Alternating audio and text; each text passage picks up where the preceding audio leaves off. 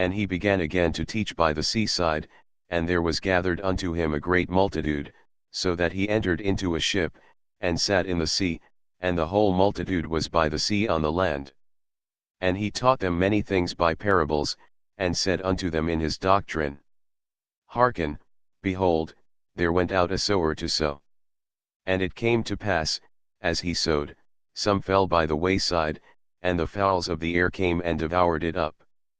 And some fell on stony ground, where it had not much earth, and immediately it sprang up, because it had no depth of earth. But when the sun was up, it was scorched, and because it had no root, it withered away. And some fell among thorns, and the thorns grew up, and choked it, and it yielded no fruit. And other fell on good ground, and did yield fruit that sprang up and increased, and brought forth, some 30, and some 60, and some 100. And he said unto them, He that hath ears to hear, let him hear. And when he was alone, they that were about him with the 12 asked of him the parable. And he said unto them, Unto you it is given to know the mystery of the kingdom of God, but unto them that are without, all these things are done in parables. That seeing they may see, and not perceive, and hearing they may hear, and not understand, lest at any time they should be converted, and their sins should be forgiven them. And he said unto them, Know ye not this parable? And how then will ye know all parables? The sower soweth the word. And these are they by the wayside, where the word is sown, but when they have heard, Satan cometh immediately, and taketh away the word that was sown in their hearts. And these are they likewise which are sown on stony ground, who, when they have heard the word, immediately receive it with gladness. And have no root in themselves, and so endure but for a time. Afterward, when affliction or persecution ariseth for the word's sake, immediately they are offended. And these are they which are sown among thorns, such as hear the word. And the cares of this world, and the deceitfulness of riches, and the lusts of other things entering in, choke the word, and it becometh unfruitful. And these are they which are sown on good ground, such as hear the word, and receive it, and bring forth fruit, some 30-fold, some 60, and some 100. And he said unto them, Is a candle brought to be put under a bushel, or under a bed? And not to be set on a candlestick? For there is nothing hid, which shall not be manifested, neither was anything kept secret, but that it should come abroad.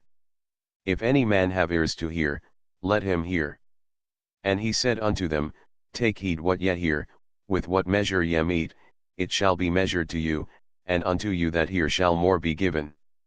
For he that hath, to him shall be given, and he that hath not, from him shall be taken even that which he hath.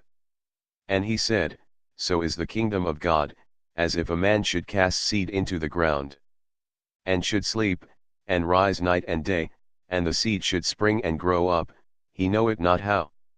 For the earth bringeth forth fruit of herself, first the blade, then the ear, after that the full corn in the ear. But when the fruit is brought forth, immediately he putteth in the sickle, because the harvest is come. And he said, Whereunto shall we liken the kingdom of God? Or with what comparison shall we compare it? It is like a grain of mustard seed, which, when it is sown in the earth, is less than all the seeds that be in the earth. But when it is sown, it groweth up, and becometh greater than all herbs, and shooteth out great branches, so that the fowls of the air may lodge under the shadow of it. And with many such parables spake he the word unto them, as they were able to hear it. But without a parable spake he not unto them, and when they were alone, he expounded all things to his disciples. And the same day, when the even was come, he saith unto them, Let us pass over unto the other side. And when they had sent away the multitude, they took him even as he was in the ship. And there were also with him other little ships. And there arose a great storm of wind, and the waves beat into the ship, so that it was now full.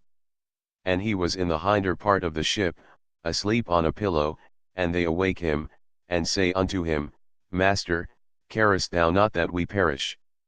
And he arose, and rebuked the wind, and said unto the sea, Peace, be still. And the wind ceased, and there was a great calm. And he said unto them, Why are ye so fearful? How is it that ye have no faith? And they feared exceedingly, and said one to another, What manner of man is this, that even the wind and the sea obey him?